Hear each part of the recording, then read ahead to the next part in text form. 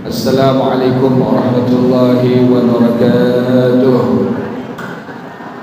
Ya Rabbi bil Mustafa balligh maqasidana waghfir lana ma madha ya wasi'al karami.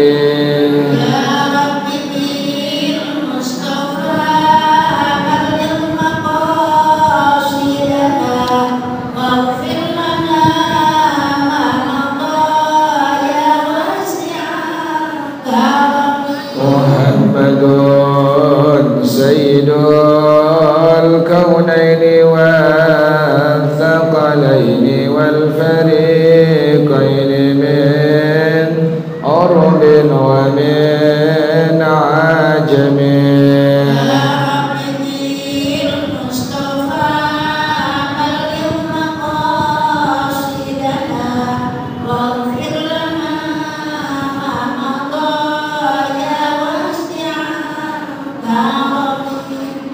وكلهم من رسول الله ملتمس غرفا من البحر أو رشفا من الديم.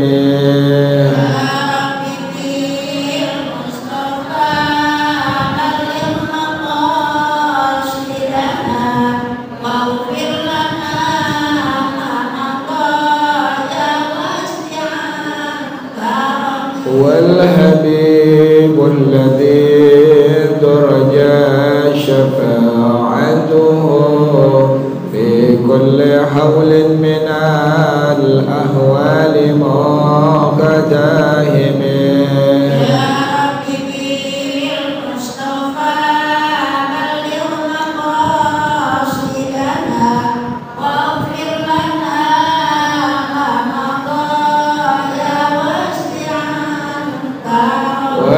يديك رسول الله جاءك به إذ الكريم تجلى باسم منتكب.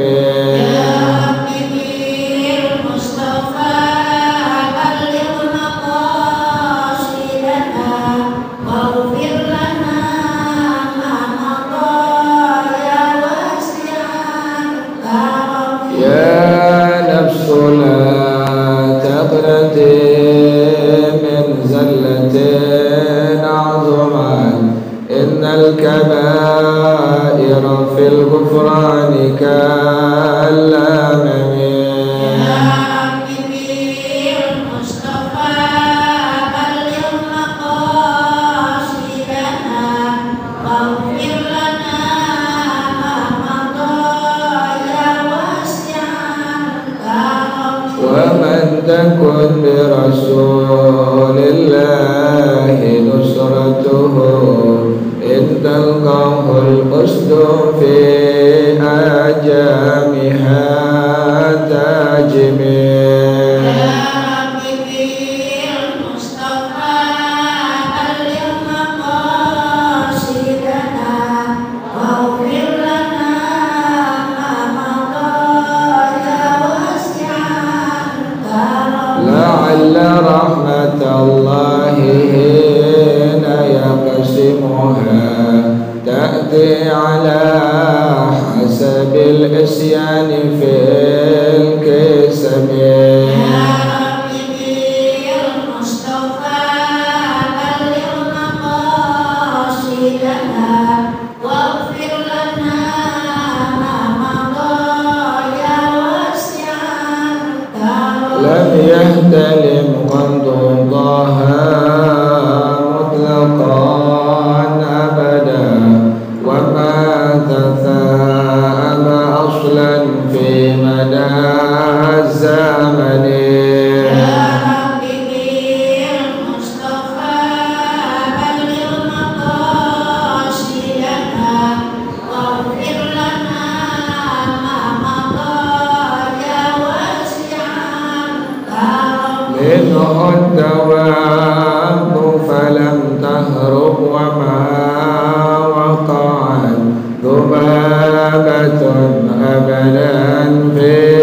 جسم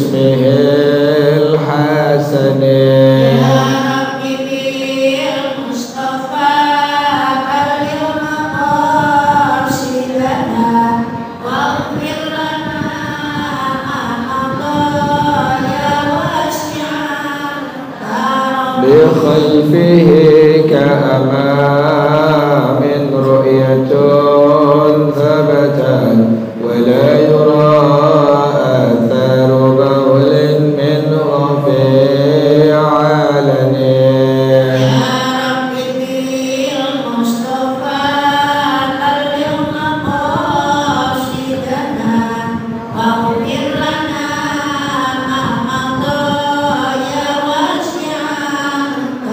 وقلبه لم ينم والعين قد نعست ولا يرى ظله في الشمس ذو فاطن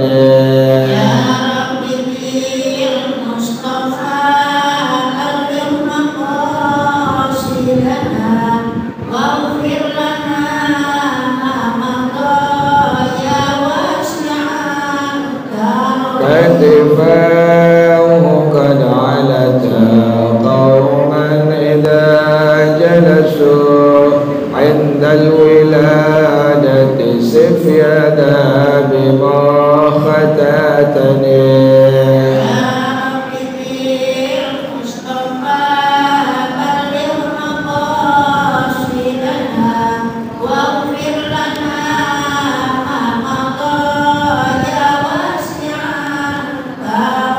هذه الخصائص فاحفظها تكن آمنا من شر نار وسراك ومن محن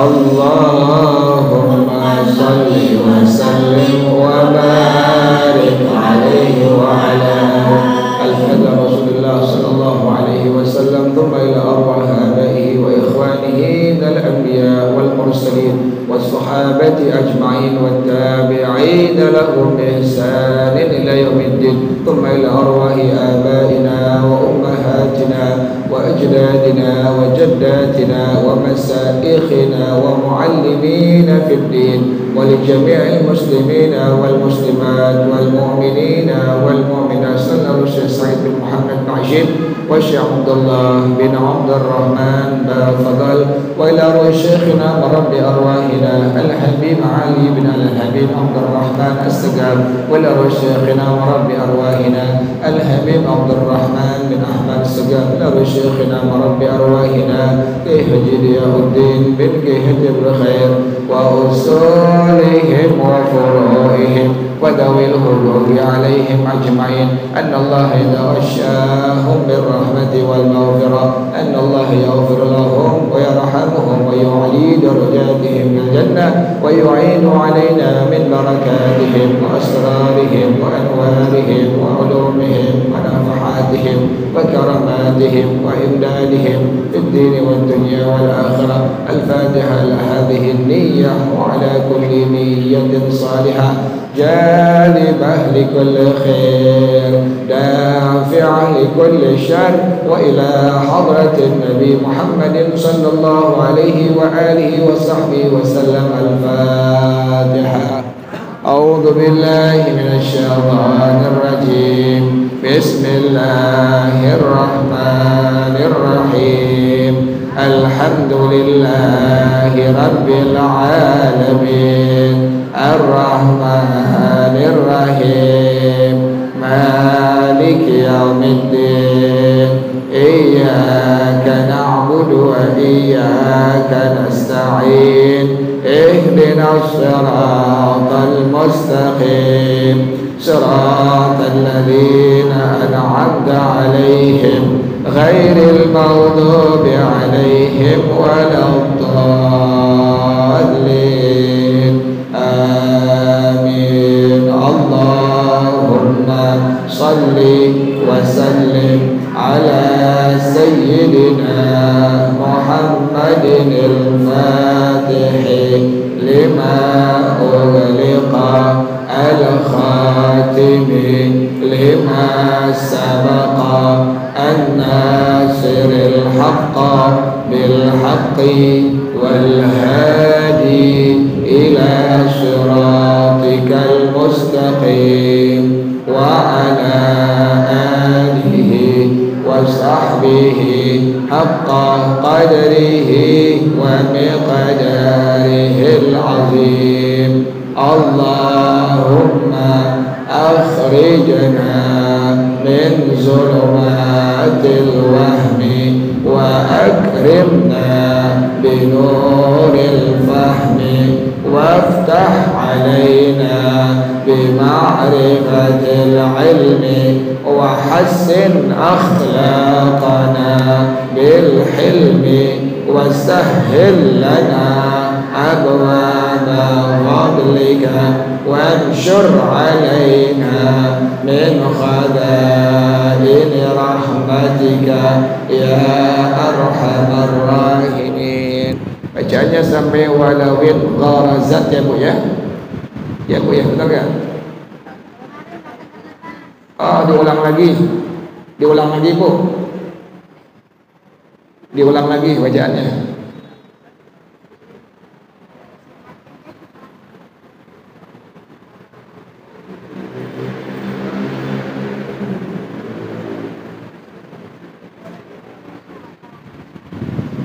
Walau syaqqa ya Bu ya. Diulang lagi Bu. Walau syaqqa taubah itu.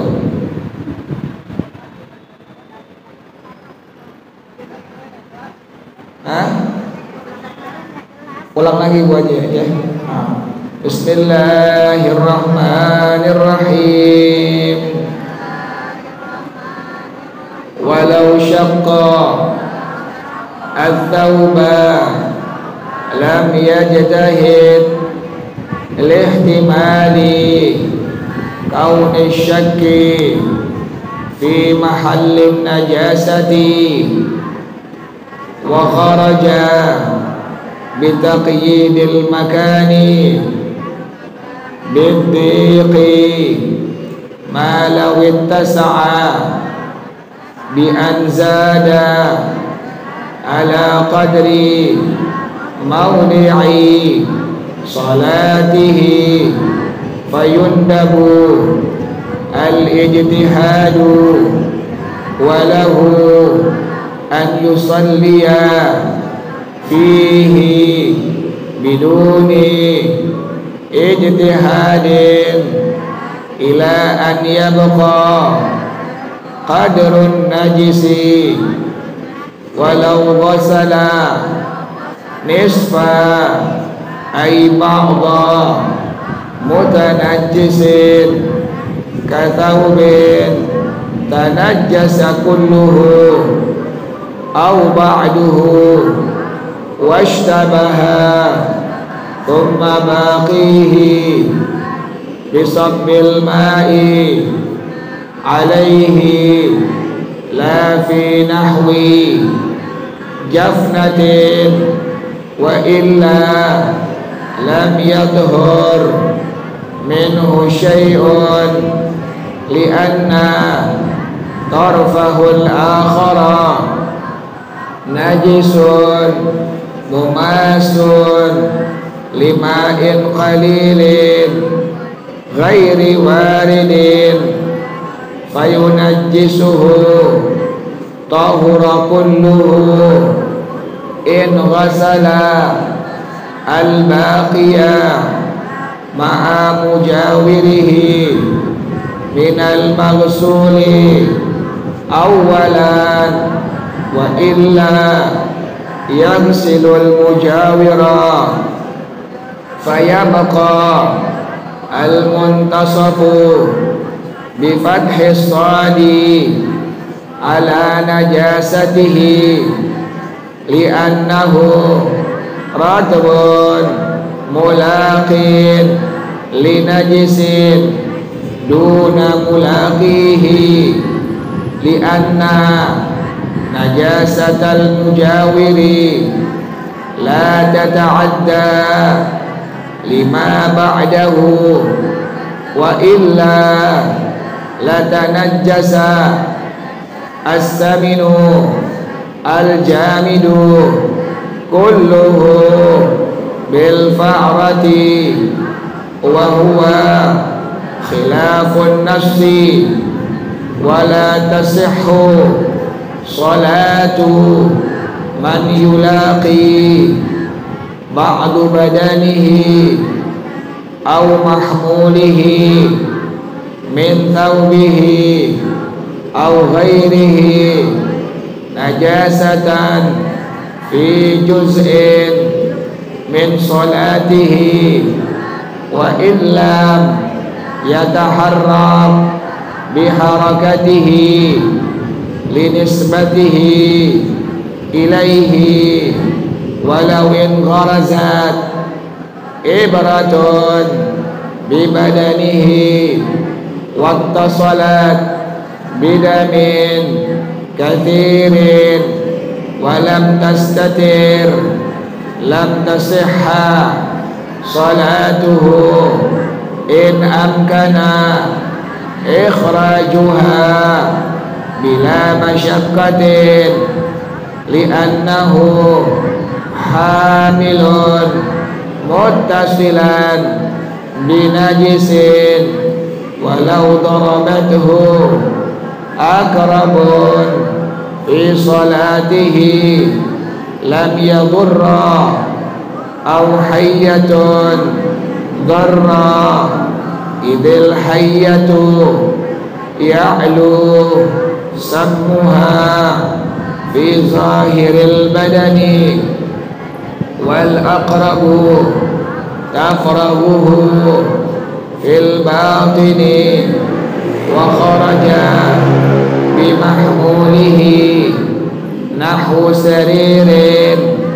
ala najisin fatasihhu salatuhu alaihi idza lam yulaqi bibadanihi wala bimahmulihi wallahu a'lam bissawab. Bismillahirrahmanirrahim. Alhamdulillahi rabbil alamin wassalatu wassalamu ala asyrafil anbiya'i wal mursalin wa ala alihi wa sahbihi ajma'in.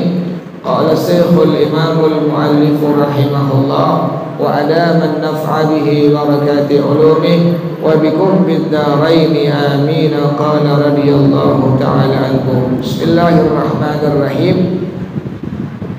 Walau syaqqat tauba, kalau seandainya ada orang yang merobek bajunya, baju ibu kena najis atau celana ibu kena najis, ibu kemudian robek itu najis, bajunya yang ada najisnya dirobek, ini bagaimana hukumnya? Lam yajtahid, maka tidak perlu untuk berijtihad, kan udah hilang ya bu ya. Celana ibu kena najis, kemudian ibu tahu tempatnya, ibu robek terus, ibu gunting atau ibu robek bagian yang kena najis. Nah itu ibu nggak perlu lagi berijtihad. Kenapa demikian? Lihtimali kauni syakki fi mahallin najasati, karena kemungkinan yang ibu robek tadi adalah tempatnya najis. Nah ngerti ya bu ya? Misalnya jilbab ibu kena air kencing, kemudian ibu nggak cuci, tapi ibu apain? Ibu robek atau ibu gunting. Nah bagian yang kena najis tadi ibu buang. Nah ini ibu nggak perlu apa? Nggak perlu berijtihad. Kenapa demikian?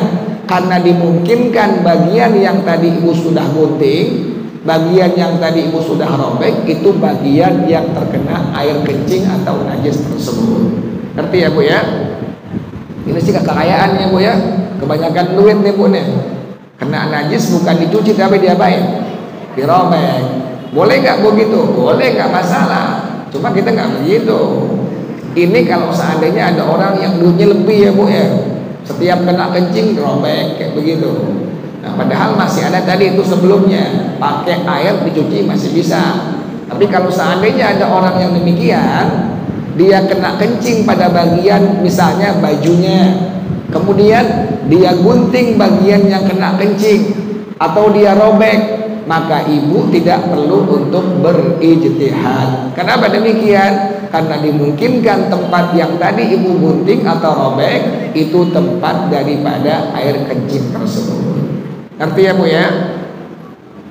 Wa kharaja bi taqyidil makani bid-dhiqi, dan tidak termasuk dengan ada kalimat catatan tempat yang sempit, malawit tasa'a, kalau seandainya tempatnya luas. Bagaimana contohnya? Bi anzada ala qadri mawdi'i salatihi, tempatnya lebih dari sekadar tempat sholatnya. Ibu punya tempat yang biasa ibu pakai sholat, itu karpetnya lega, karpetnya lebar, jadi nggak sebatas ibu diri aja. Sajadah yang ibu punya itu luas, itu lebar, tidak hanya sebatas diri ibu saja, bisa meluas kanan, kiri, depan, belakang. Kemudian ada kencing misalnya di bagian depan ujung, sementara karpet yang ibu punya buat sholat adalah karpet yang luas ya Bu ya, karpetnya besar, karpetnya lebar.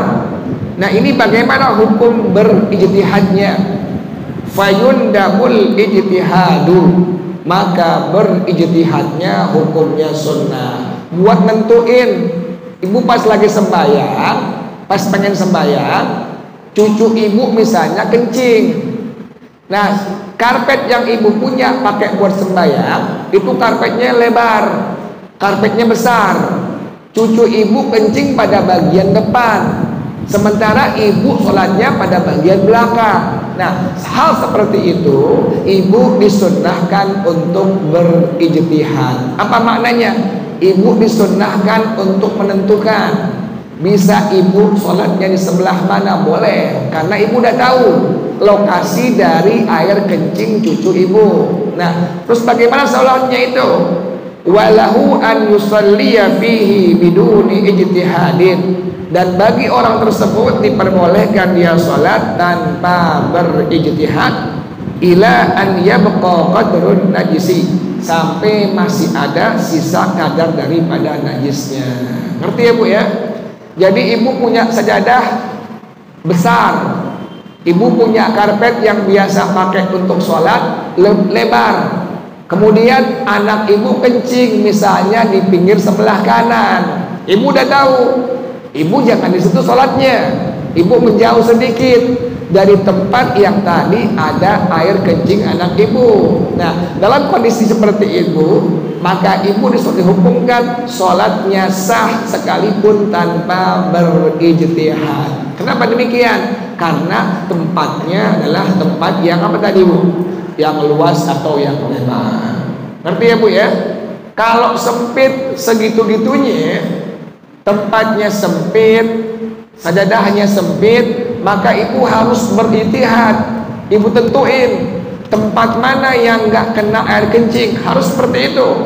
Karena resikonya nanti pas ibu sholat, ibu udah tahu misalnya karpetnya kecil atau sajadahnya kecil, ibu udah tahu pada bagian belakang itu ada air kencing anak ibu.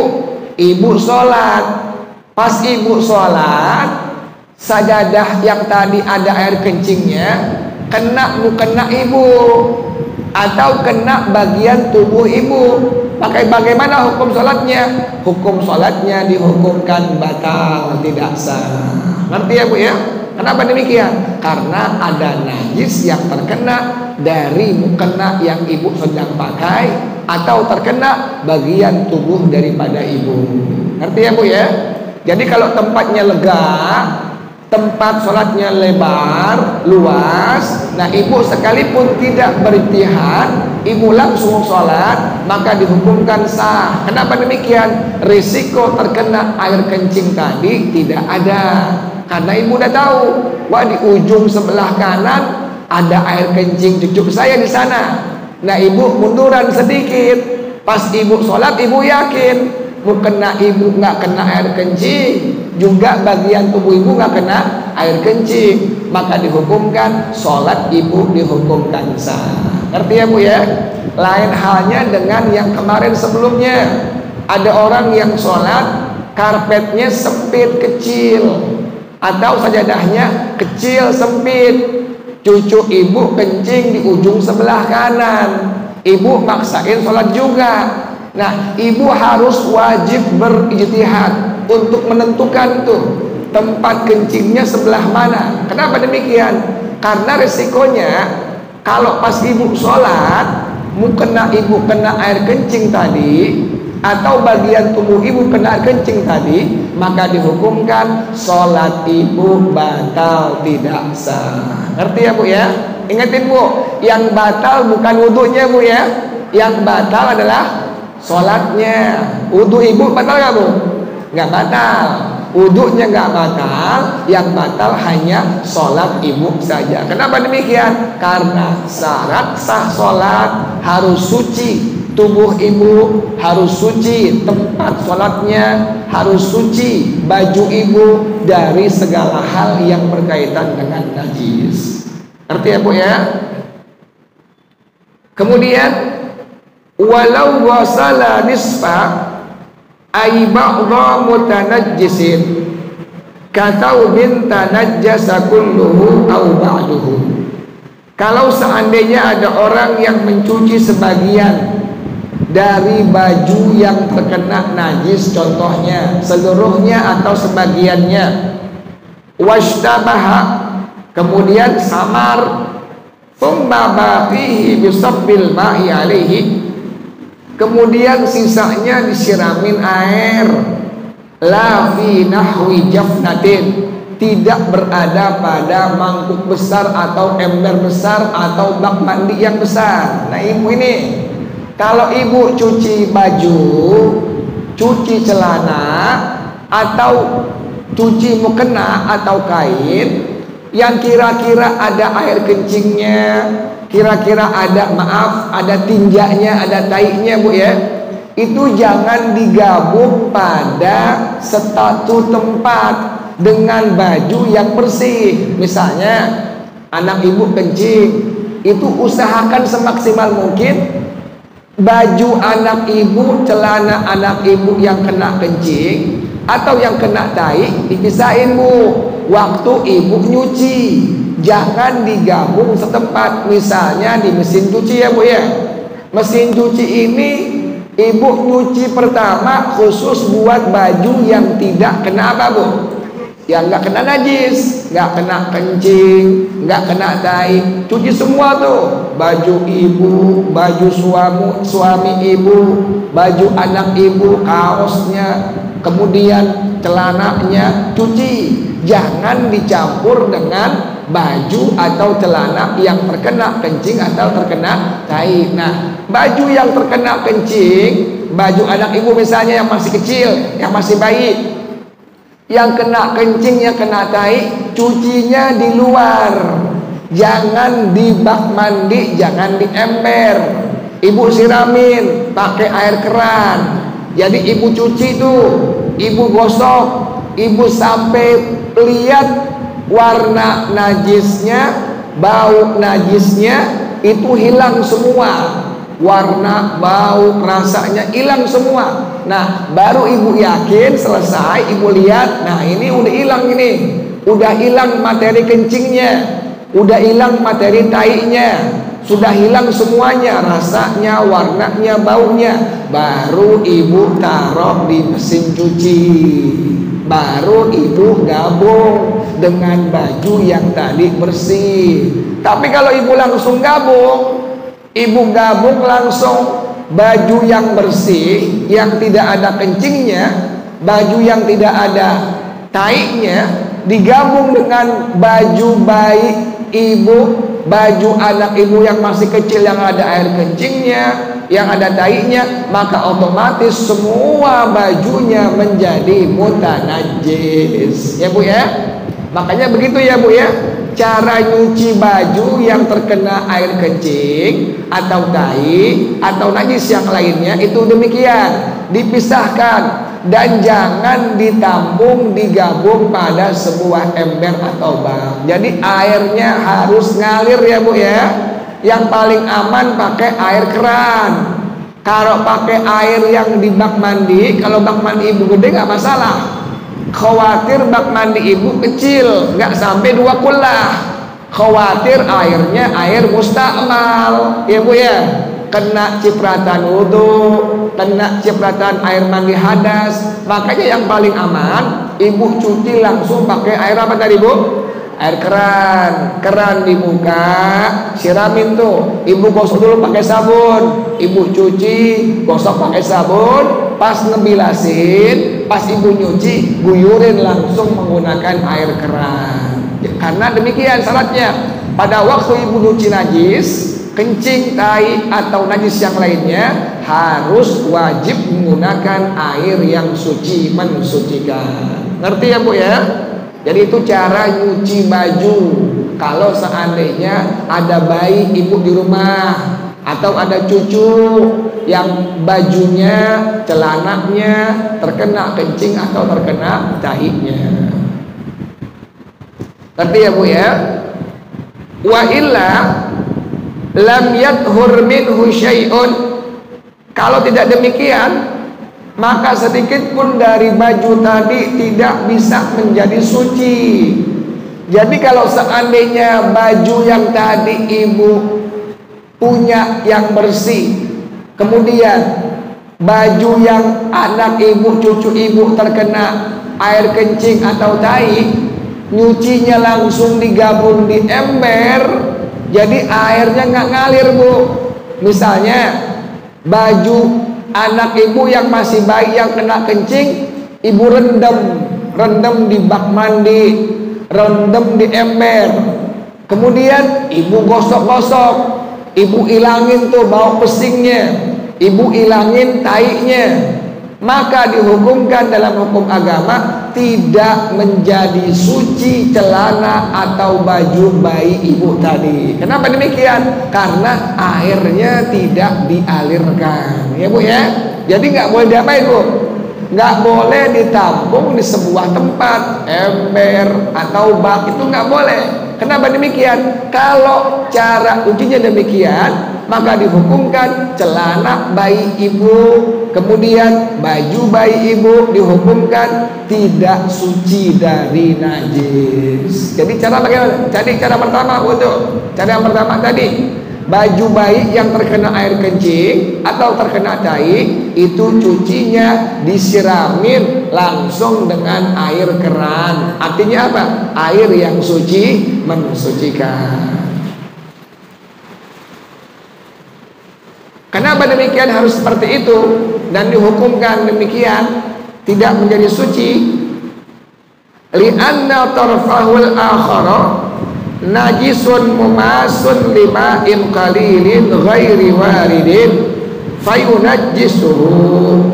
Dikarenakan ujung yang lain itu najis yang menyentuh air yang sedikit yang tidak datang, maka pada akhirnya membuat airnya atau bajunya menjadi mutanajis. Jadi airnya menjadi mutanajis. Yang tadi airnya suci mensucikan, yang ada di bak mandi atau di ember, kemudian celana bayi ibu terkena kencing atau terkena tai, ibu masukin tuh celana yang ada kencingnya pada ember atau bak mandi tadi yang airnya suci mensucikan, maka itu air sudah berubah menjadi air yang mutanajis. Otomatis bajunya dihukumkan belum terlepas dari kenajisannya. Ngerti ya bu ya? Jadi cara nyuci demikian ya bu ya.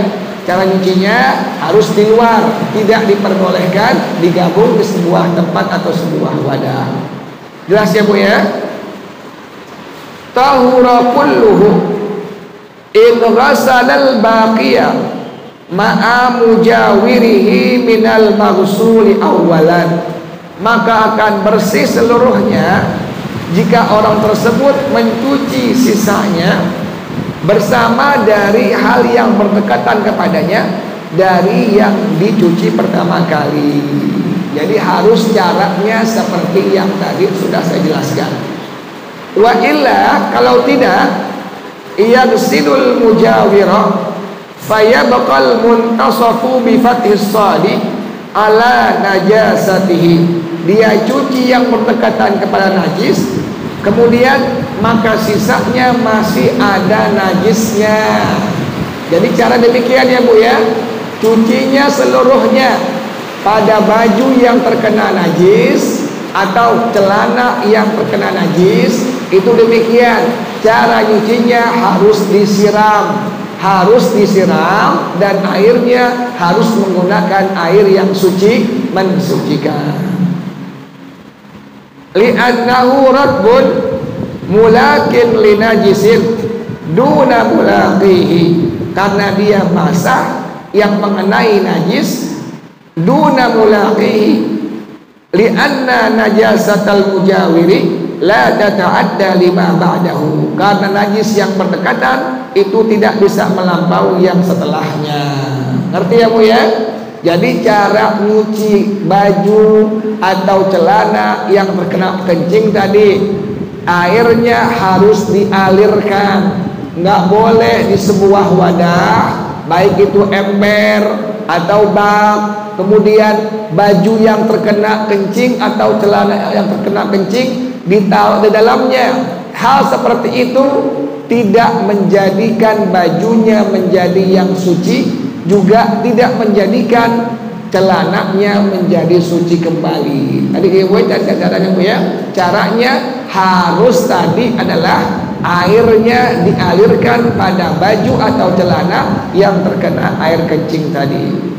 Ngerti ya Bu ya? Jadi ibu nggak boleh di satu ember digabung, kemudian ibu kucek di situ, gosok di situ, bersihin di situ, sementara airnya sudah berubah menjadi air mutanajis. Pas ibu angkat, ibu keringin, maka itu baju tetap dalam kenajisannya. Jadi caranya airnya harus dialirkan dengan air yang suci mensucikan pada baju atau celana yang terkena najis.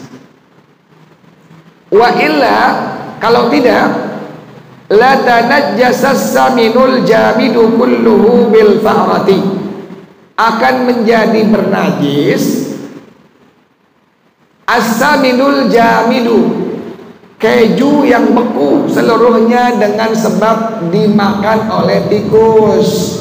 Ibu punya keju, kemudian pada bagian sisi ujungnya dimakan sama tikus. Bagian yang dimakan pisahin potek, seluruhnya tidak menjadi bernajis. Masih boleh nggak dimakan yang lainnya Bu? Masih boleh. Kenapa demikian? Bagian yang lainnya tidak terkena daripada gigitan tikus tadi, ya Bu ya. Jadi bagian yang terkena gigitan tikus sajalah yang harus ibu buang. Sementara pada bagian yang lainnya hukumnya tidak menjadi bernajis. Boleh nggak dimakan Bu? Boleh, silahkan dimakan. Jadi bukan bicara geli ya Bu ya. Misalnya ibu punya kue bolu Bu nih, kemudian ibu lihat tikus makan pada bagian ujungnya, kan nggak semua dimakan ya Bu ya. Nah kalau demikian bagaimana pada hukum agama? Pada hukum agama bagian yang terkena tadi gigitan tikus diapain Bu? Dibuang. Ibu buang, kemudian masih ada bagian lain yang tidak terkena gigitan tikus. Itu bagaimana hukumnya? Silahkan diperbolehkan ibu makan. Jadi bukan bicara geli ya Bu ya. Bicaranya dalam hukum agama masih boleh nggak dimakan? Ya, masih diperbolehkan untuk dimakan. Jelas ya Bu ya. Kalau geli jangan dimakan ya Bu ya, dibuang aja kalau geli. Misalnya ibu geli nih, geli ada tikus tadi udah makan, geli, buang aja udah. Jadi kalau bicara hukum agama, hanya pada bagian yang dimakan oleh tikuslah itu bagian yang harus ibu buang. Ibu buang, bagian yang lainnya masih diperbolehkan dimakan. Geli nggak Bu? Geli ya Bu ya. Orang ada tikus naik ke atas. Jadi bicaranya bukan geli, bicaranya boleh nggak dalam hukum agama. bagian yang tidak dimakan oleh tikus untuk dimakan. Hukumnya agama adalah boleh untuk dimakan. Jadi kalau ibu geli jangan dimakan. Misalnya ibu baru beli roti di Holland Bakery ya bu ya, mana mahal ya bu ya, ibu lupa tutup itu roti, habis ibu makan lupa tutup, pas malam-malam ibu ngendusin ada tikus makan pada bagian ujung sebelah kiri. Ibu lihat, ibu usir tikusnya. Kalau ibu nggak geli, kalau ibu sayang, ibu buang yang mana bu tuh? Yang terkena tadi gigitan tikus, ibu buang. Sisanya boleh nggak dimakan bu? Boleh. Itu bicaranya kalau tidak apa bu? Nggak geli. Kalau ibu geli, buang aja ya bu ya. Geli bekas tikus tadi, udah buang aja. Jadi kalau hukum agama pasti diperbolehkan dimakan. Biasanya kalau mama sayang ya bu ya, sayang buat pagi bisa sarapan. Iya, masih gede, baru beli, masih utuh, masih gede, tikus makan. Udah potong aja bagian yang dimakan tikus, buang itu bagian, sisanya bisa dimakan oleh ibu, oleh anak ibu, pagi-paginya bisa dimakan. Artinya apa? Hukum agama demikian. Jadi bicaranya bukan bicara geli. Jelas ya bu ya? Wa huwa khilafun nas, ini berbeda dengan nas. Kemudian wala tasihhu salatu man yulaqi ba'dha badanihi aw mahmulihi min taubihi aw ghairihi najasatun fi juz'in min salatihi. Tidak sah sholat orang yang sebagian badannya atau sebagian bajunya, kalau ibu pakai mukena ibu, tidak sah terkena najis pada satu bagian dari sholat ibu. Wa illam yataharrak biharakatihi linisbatihi ilaihi, sekalipun tidak bergerak dengan pergerakannya. Ibu sholat, kemudian karpet yang ibu pakai buat sholat itu ada kencing cucu ibu. Ibu pas sembahyang, cucu ibu lupa dipakai pempas. Dia pas lagi ibu sembahyang ngewer ya bu ya, dia kencing di bagian ujung sajadah yang ibu pakai buat sembahyang. Sembahyang ibu terusin, kagak batal. Cuma resikonya kalau mau kena ibu kena air kencing tadi sedikit doang. Misalnya pas ibu ruku, ujung mukena ibu bagian sebelah belakang ngengser, kena dari air kencing cucu ibu tadi, maka sembahyang ibu dihukumkan apa bu? Batal. Tuh ingetin, sembahyangnya bu ya, bukan wudhunya bu ya. Sembahyang ibu dihukumkan batal. Kenapa demikian? Karena air kencing tadi sudah mengenai sebagian daripada mukena yang ibu pakai. Atau nggak kena mukena ibu, kan tangan ibu boleh kelihatan ya bu ya. Kan yang boleh kelihatan perempuan wajah dengan telapak tangan. Pas ibu sembahyang rakaat yang kedua zuhur misalnya, cucu ibu lupa pakai pempas, dia berak di depan ya bu ya. Nah ibu sembahyangnya sah, udah terusin, tapi resikonya ibu harus ekstra hati-hati, jangan sampai tubuh ibu sedikit pun atau mukena ibu sedikit pun terkena dari tai tadi. Misalnya pas ibu sembahyang diri lihat cucu ibu berak tadi, ibu aman nih, kayaknya nggak kena nih. Pas ibu lagi sujud, tahu-tahu tangan ibu kena sedikit, cuma telunjuknya ujung ibu, jadi telunjuknya terkena tai tadi. Sembahyang ibu sudah dihukumkan apa bu? Batal tuh, sekalipun hanya ujungnya saja. Kenapa demikian? Karena tidak sah sholat orang yang bagian dari tubuhnya atau bagian dari bajunya atau mukenahnya terkena sedikit daripada najis yang ada. Ngerti ya bu ya? Jadi bicara boleh nggak sembahyang di tempat yang ada najisnya? Boleh, tapi risikonya tadi ibu harus ekstra hati-hati. Jangan sampai mukena ibu, jangan sampai tubuh ibu terkena najis tersebut. Kalau terkena, maka dihukumkan batal sholat yang ibu kerjakan. Jelas ya Bu ya? Wallahu a'lam bissawab. Tandain Bu, bacaannya besok insyaallah. Walawin gharazat ibratun bi badanihi. Al-Fatihah. A'udzu billahi minasyaitonir rajim. Bismillahirrahmanirrahim. Alhamdulillahi rabbil alamin arrahmanir rahim maliki yaumiddin. Iyyaka na'budu wa iyyaka nasta'in. Ihdinas siratal mustaqim. Siratal ladzina an'amta 'alaihim ghairil maghdubi 'alaihim waladdallin. Amin ya rabbana i'tarafna bi annana kadarafna wa annana ashrafna wa ala laza ashrafna fatub alaina tauba tawsilu kulla hawba wastur lana al-awrati wa aminir rawati waghfir li walidina rabbi wa mauludina wal ahli wal ikhwani wasairil khillani wa kulli dhi mahabba aw dhiratin aw suhba wal muslimina